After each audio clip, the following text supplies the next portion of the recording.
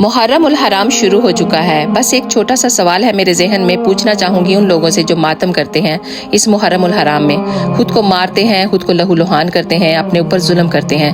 بس آپ مجھے اس بات کا جواب دے دیں، حضرت زین العابدین جو حضرت امام حسین کے بیٹے تھے، وہ یہ واقعہ اپنی آنکھوں سے دیکھتے ہیں، ان کے والد ان کے سامنے شہید کر دیے جاتے ہیں، بلکہ ان کا سارا خاندان شہید کر دیا جاتا ہے۔ پھر اس واقعے کے بعد 40 برس تک وہ زندہ رہتے ہیں، جس میں 40 دفعہ محرم بھی آتا ہے۔ کیا انہوں نے اپنی زندگی میں ایک بار بھی اپنے آپ کو زخمی کیا، اپنے آپ کو کوڑے مارے، ایسے ماتم منایا انہوں نے؟ جو آج یہ لوگ حضرت امام حسین کو محبت کے دعوے کرتے ہیں اور خود کو مار رہے ہیں، کیا یہ لوگ حضرت زین العابدین سے بھی زیادہ محبت کرتے ہیں، حضرت امام حسین سے؟ نہیں نا، وہ تو ان کے بیٹے تھے۔